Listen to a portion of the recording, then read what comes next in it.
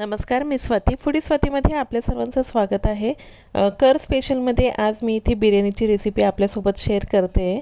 तर त्यासाठी आपल्याला काय करायचं आहे, चिकन छान असं धुवून घ्यायचे.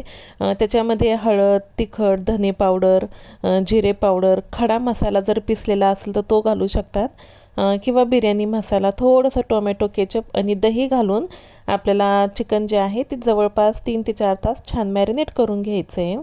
आणि मॅरिनेट जर करत नसाल तर निदान अर्धा तास तरी आपल्याला ठेवायचं आहे मसाला लावून. मी इथे कांदे 3 ते 4 मीडियम साईजचे कांदे तळून त्याच्यामध्ये कांदा पण घालून घेतलेला आहे आणि मिक्स करून घ्यायचं आहे. एका साईडला आपल्याला तांदूळ जो आहे तो भिजत घालायचा आहे अर्धा तास. भिजल्यानंतर आपल्याला त्याला उकळायला घालायचं आहे. तर आता हे चिकन जे आहे छान असं आपलं मॅरिनेट झालेलं आहे. त्याच्यामध्ये आपण कांद्यासोबत तेल पण घालून अगदी अशा स्टेजमध्ये आपण मॅरिनेट करू शकतात. पण माझ्याकडे वेळ नव्हता कांदा तळण्यासाठी, म्हणून मी इथे नंतर त्याच्यामध्ये कांदा जो आहे तो सोडून घेतलेला आहे. आता इथे आपण पुदिन्याची पेस्ट पण घालू शकतात, पण मी इथे कापूनच घातलेलं आहे. जर आपल्याला बिर्याणीमध्ये ग्रेव्ही मसाला जर जास्त हवा असेल ना, तर जेव्हा आपण अद्रक लसूण पिसतो ना, तर तेव्हाच आपण पुदिना पण पिसून घेऊ शकतात. आता मी इथे तांदूळ उकळण्यासाठी पाणी जे आहे ते गॅसवर ठेवून दिलेलं आहे. पाण्यामध्ये पण मी थोडंसं सौंफ, दालचिनी, बाजा आणि मिरे, लवंग आणि वेलची घालून दिलेली आहे, जेणे की आपल्या पूर्ण बिर्याणीला छान असा फ्लेवर आलेला पाहिजे. आणि पुदिन्याची पानं पण 2-4 उकळायला घालून घेतली. आता एका साईडला आपल्याला काय करायचं आहे, अद्रक लसूण आणि तिखट. मी इथे तिखट मॅरिनेट करताना अगदी अर्धाच चम्मच घातला होता, म्हणून आता वरून पुन्हा तिखट घालून घेते. आता छान तिखट परतल्यानंतर आपल्याला आपलं मॅरिनेट केलेलं चिकन जे आहे ते सोडून द्यायचं आहे. तर अगदी जर आपण फर्स्ट टाईम बनवत असाल तरी पण आपल्याला ही बिर्याणी अगदी आपली परफेक्ट बनेल. अगदी साध्या सोप्या पद्धतीने मी इथे आपल्याला रेसिपी जी आहे ती शेअर केलेली आहे. चिकन आता सोडल्यानंतर छान असं आपल्याला मिक्स करून घ्यायचं आहे.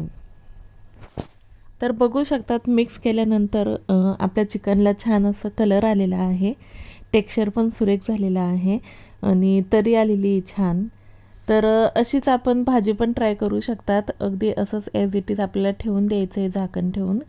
तर याची भाजी पण खूप छान अशी टेस्टी लागते. तर मी इथे जास्त आपल्याला परतून घ्यायचं नाही आहे, नाहीतर आपलं चिकन जे आहे ते सॉफ्ट होणार नाही. लगेच आपल्याला मिक्स केल्यानंतर उकळलेला तांदूळ जो आहे तो आपल्याला अगदी 70% आपल्याला शिजवून घ्यायचा आहे, जास्त शिजवायचं नाही आहे. पाणी गाळल्यानंतर आपल्याला चिकनमध्ये तांदूळ सोडून द्यायचा आहे. वरून तुपाची धार सोडून तांदूळ आपल्याला झाकून ठेवायचा आहे. आता मी इथे थोडेसे काही पीसेस जे आहे ते कंटकीचे पण तळून घेते.